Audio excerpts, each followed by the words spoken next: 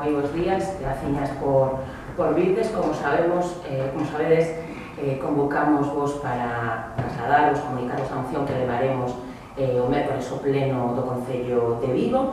Instamos con esta moción o pleno do Concello a tomar medidas de mellora das garantías democráticas e de participación a través dos proxectos de cooperación e solidariedade internacional financiados con recursos municipais.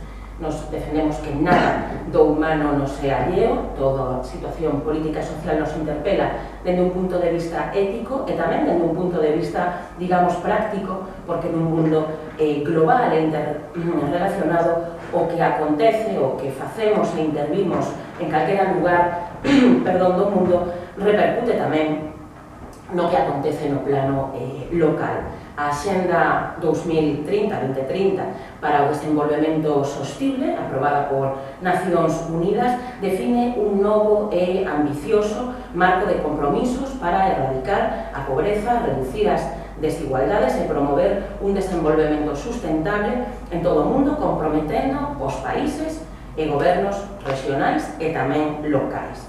No mundo globalizado, como dicimos, as cidades son pezas clave para garantir a equidade social, o desenvolvemento sostible, como dicimos, e a xustiza social. Son precisamente as cidades que, un espello da realidade social e económica, os grandes motores para facer fronte aos retos e desigualdades que o noso mundo presenta no século XXI. Vigo é unha cidade aberta ao mundo, tanto por tradición histórica, desde o punto de vista da entrada e da saída, tamén o sabemos, como polo impulso do amplo tecido social que conforma a nosa cidade e que desta maneira fai unha proxección exterior de Vigo como unha das súas principais señas de identidade.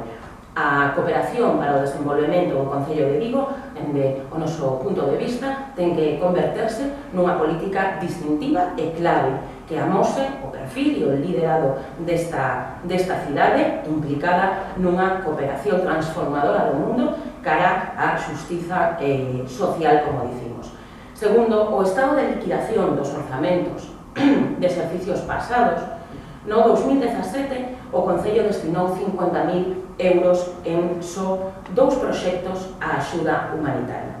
O 2018 a cantidade ascendeu ata os 120.000 euros para 4 proxectos e no 2019 de novo tivemos 120.000 euros con financiamento destinados a 6 proxectos. Todos eles sen unha convocatoria pública que garanta os criterios de libre concorrencia, transparencia e calidade.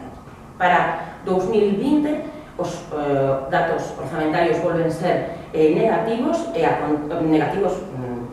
pesimistas en todo caso. A cuantía vese reducida a 8.000 euros e de novo con únicamente 6 proxectos financiados. Por todo isto, nos demandamos que se aprobe e se acorde no pleno do Concello, en primeiro lugar, que se atenda, que se siga o reglamento, o propio reglamento do Consello Municipal de Cooperación Internacional e Solidariedade. Polo cal, este Consello Municipal debe convocarse unha vez cada trimestre de maneira ordinaria e, así mesmo, debe converterse na canle de participación e de diálogo entre os organismos públicos, as entidades privadas e debe ser a canle de presentación de iniciativas, de propostas neste ámbito. É algo que non se está cumplindo. En segundo lugar, demandamos que se aprobe unha convocatoria pública de subvencións para proxectos de cooperación internacional como instrumento de execución do orzamento municipal correspondente, garantindo, como xa dixen, a publicidade, a concorrencia competitiva e a transparencia na xestión das axudas. En terceiro lugar, vemos necesario que se establezan criterios de vinculación territorial entre as entidades de cooperación financiadas e a cidade de Vigo, que exista un vínculo para cumplir os obxectivos de tecer rede de solidariedade entre o local e o global. Por último, en cuarto lugar, creemos que se debe cumplir a recomendación da Federación Española de Municipios e Provincias, que ademais preside o alcalde de Vigo, como sabe, para que se incremente significativamente o esforzo, digamos, en cooperación internacional, achegándonos a esa reivindicación histórica do 0,7%, que se orixinou, como sabemos, pola solidariedade pola guerra dos Balcáns e que sigue a ser un obxectivo a cumprir que nos tamén demandamos. Agora, os deixo con Rubén, que vai incidir na necesidade de profundizar nas garantías democráticas e na participación. Moi brevemente, porque a nosa moción é un paradigma, ou polo menos a denuncia de unha situación paradigmática que será cos consellos municipais. Vigo está no pleistoceno da participación cidadá comparativamente co resto de grandes cidades deste país. Xa non é unha cuestión exclusivamente dos consellos municipais, dos mecanismos que os concellos teñen para abrir a participación, sino, por exemplo, nunha cuestión tan básica como a descentralización administrativa, a creación de xuntas de distrito e, por lo tanto, tamén vocalías de xunta de distrito, todos os organismos descentralizados que teñen as grandes cidades deste país.